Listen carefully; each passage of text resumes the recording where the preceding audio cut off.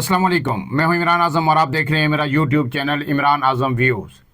ناظرین، جو حکومت اور اپوزیشن کے درمیان مذاکرات آگے بڑھ رہے ہیں اور بیک ڈور ڈپلومیسی بھی ہو رہی ہے، وہیں جو ہے حکومت کچھ اپنی چالیں بھی چل رہی ہے۔ حکومت کو کافی حد تک ہیٹ فیل ہو رہی ہے اور اس کا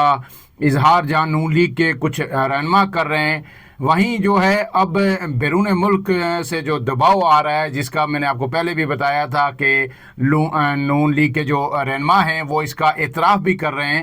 تو اس حوالے سے ایک کاؤنٹر اسٹریٹجی بنائی جا رہی ہے اور کچھ اس کی جو جھلک ہے آج ہمیں جو سوشل میڈیا پہ اور کچھ لوگوں کے ویلاگز میں اور ٹویٹرز کے ذریعے جو ہے ہمیں وہ نظر آئی ہے۔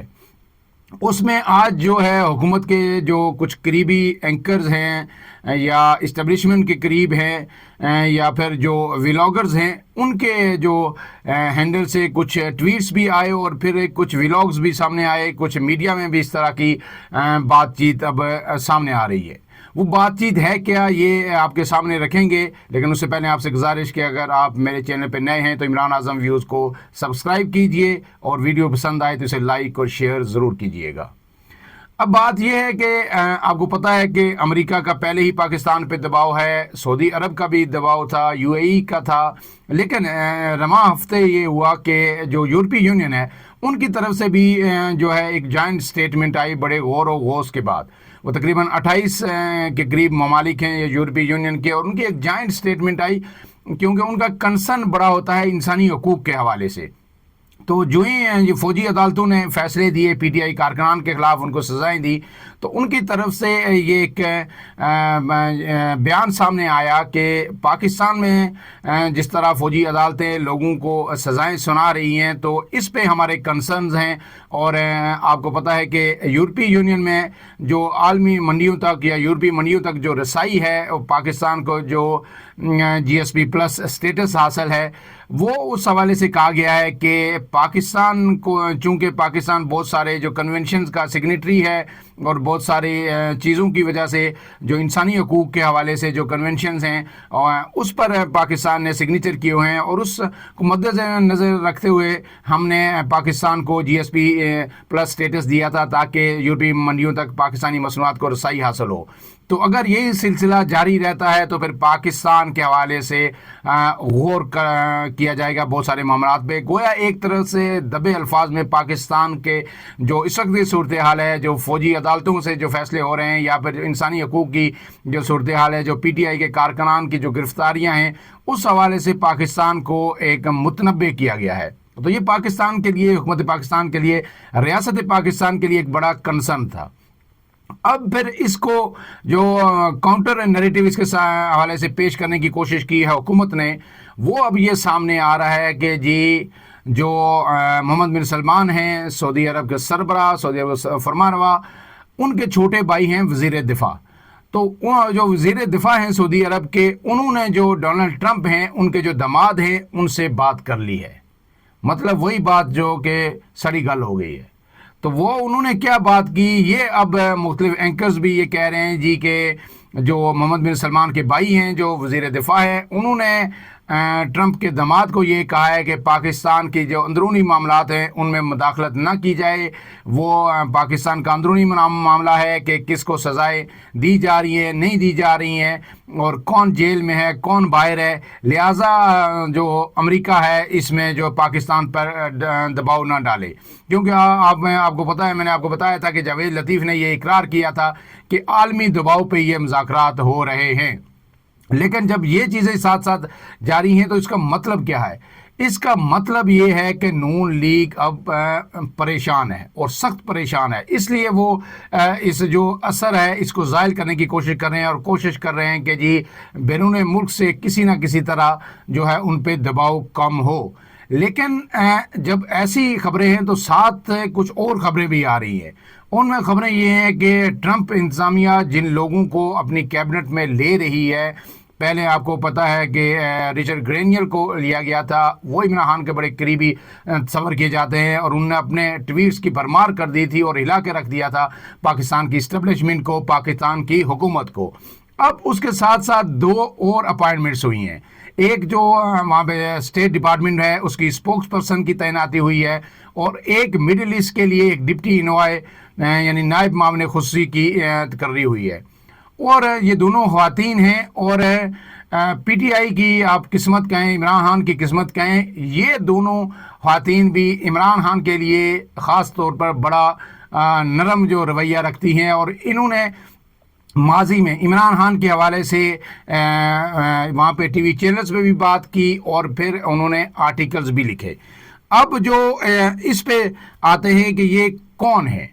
یہ اس میں جو پہلی تعیناتی ہے وہ ہے جی ٹیمی بروس کی۔ ٹیمی بروس کون ہے؟ ٹیمی بروس جو ہیں یہ جو اسپوکس پرسن اب ان کو تعینات کیا ہے، وہ فاکس نیوز سے وابستہ رہی ہیں طویل عرصے سے، ان کی سینئر رائٹر ہیں، اور اب ان کو جو ہے اسپوکس پرسن جو ترجمان بنایا گیا ہے وہاں پہ جو اسٹیٹ ڈپارٹمنٹ کا، یا جو اس کو اب دفتر خارجہ ان کا کہہ لیں۔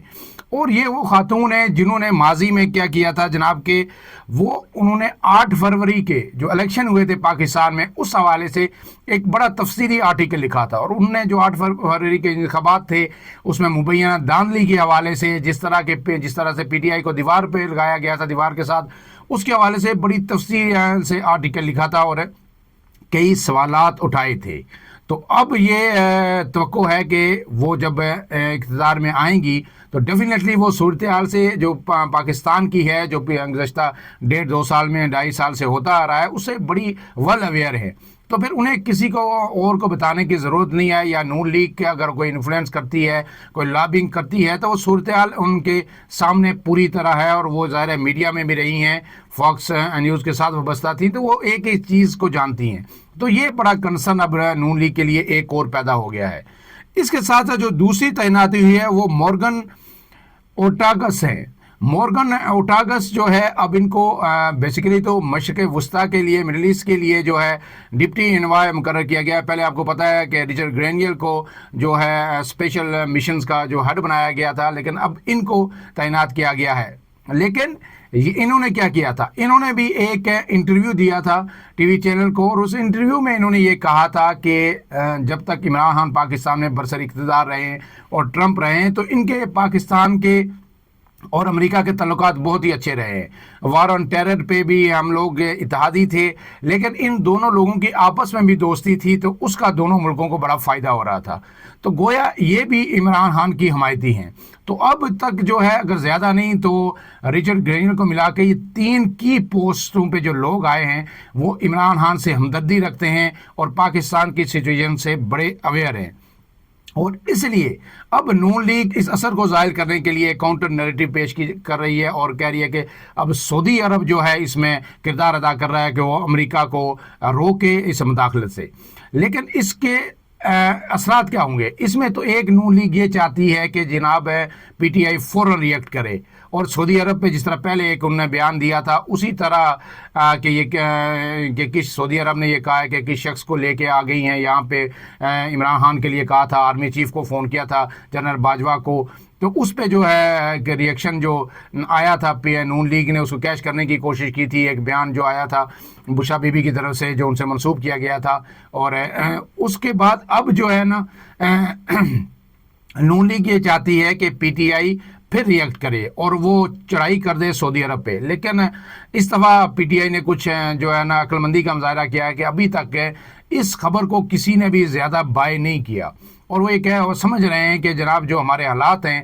محسوس کر رہے ہیں امریکہ کے اندر، جو ہمارے لیے جو کچھ ہو رہا ہے یا جو وہ ان کی لابنگ ہے وہ انتہائی مضبوط ہے، اور جو لوگوں کی پے در پہ تعیناتی ہو رہی ہیں اس میں ہمیں گھبرانے کی کوئی ضرورت نہیں ہے۔ اور پھر خواجہ آصف نے آج ایک بات کی، جو انہوں نے جاوید لطیف کچھ کہہ رہے ہیں، خواجہ آصف کچھ کہہ رہے ہیں۔ خواجہ آصف نے یہ کہا ہے کہ جی یہ مذاکرات ہوں گے، اس کا نتیجہ بھی نکلے گا، دوست سمت میں آگے بڑھ رہے ہیں، لیکن ہم پہ کوئی دباؤ نہیں ہے، عالمی دباؤ نہیں ہے۔ ایک لیڈر نونی کا کہہ رہا ہے دباؤ ہے، دوسرا کہہ رہا ہے کہ نہیں دباؤ، اب بندہ کس کی سنے کس کی مانے۔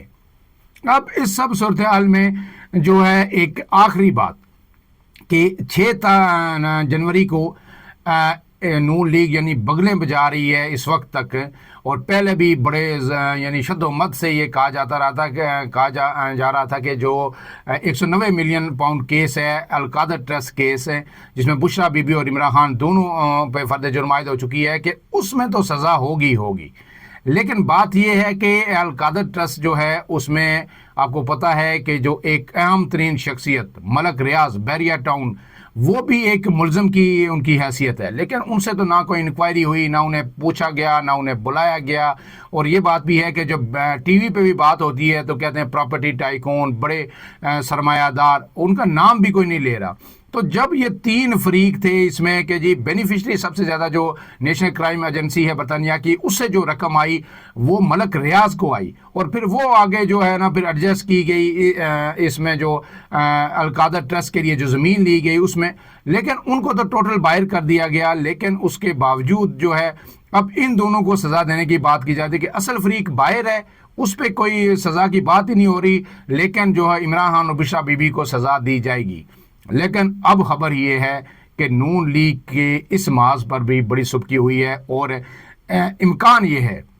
100% اس بات کی تصدیق تو کوئی بھی نہیں کر سکتا کہ 6 جنوری کو عدالت یہ فیصلہ سنائے گی، عمران خان کو سزا سنائے گی یا نہیں، کیونکہ آپ کو پتہ ہے کہ شیخ وقاص اکرم کے حوالے سے میں نے آپ کو گزشتہ روز بتایا تھا کہ انہوں نے یہ کہا ہے کہ اگر 6 جنوری کو عمران خان کو سزا ہو بھی جاتی ہے پھر بھی یہ مذاکرات جاری رہیں گے۔ گویا نون پی ٹی آئی کو بھی خدشہ ہے کہ سزا ہو سکتی ہے، لیکن ہماری اطلاعات یہ ہیں کہ 6 جنوری کو یہ کیس میں عمران خان کو القادر ٹرسٹ میں یا 190 ملین پاؤنڈ جو کیس ہے اس میں سزا نہیں ہوگی، اور یہ کیس پرولانگ کرے گا، اور پرولانگ اس لیے کرے گا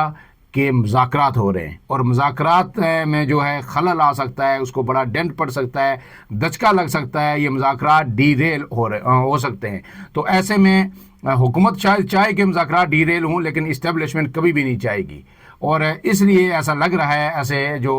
حالات اور واقعات وہ بتا رہے ہیں کہ یہ کیس بھی آگے جائے گا، اور پھر آگے جا کے کہیں اس کا فیصلہ ہوگا، اور اگر فیصلہ ہوگا تو ہو سکتا ہے یہ عمران خان کے حق میں آ جائے۔ بے شمار یعنی اس میں لکوناز بھی ہیں ان کیسز کے اندر، کہ آپ جو ہے ایک جو آپ نے عدت نکاح کیس تھا، عدت نکاح کیس میں تو آپ نے عمران خان کو یا بشرا بی بی کو سزا اس لیے سنائی، جس پہ ان کے بعد میں ضمانت دی گئی کہ آپ نے غلط نکاح کیا، اور جو ہے آپ کا یہ نکاح درست نہیں ہے، یعنی آپ وہ عمران خان بشرا بی بی کو عمران خان کی اہلیہ مان ہی نہیں رہے۔ اور دوسری طرف کیا توشہ خانہ 1 میں جو سزا ہوئی وہ اس لیے ہوئی کہ یہ جی عمران خان کی اہلیہ ہیں، یہ بھی جو ہے نا بینیفیشری ہیں، انہوں نے یہ سب کچھ لیا۔ ایک کیس میں آپ اس لیے دے رہے ہیں کہ نکاح درست نہیں ہے، عدت میں نکاح ہوا تو گویا وہ بیوی ہی نہیں ہے قانونی طور پہ، اس لیے یہ غلط کیا، یہ جرم کیا تعزیرات پاکستان کے تحت یا جس بھی جو بھی سیکشن لگائی گئی ہیں۔ دوسری طرف آپ کہہ رہے ہیں کہ جناب جو توشہ خانہ ہے یہ عمران خان کی بیوی ہیں، یہ بھی بینیفیشری ہیں توشہ خانہ سے جو فوائد حاصل کیے، تحفے حاصل کیے گئے۔ تو یہ بڑی ایک دلچسپ صورتحال ہے، لیکن اس حوالے سے جو ہی مزید اپڈیٹس ہوں گی آپ کے سامنے رکھیں گے۔ فی الحال کے لیے اتنا ہی، اپنے میزبان عمران اعظم کو اجازت دیجیے، اللہ حافظ۔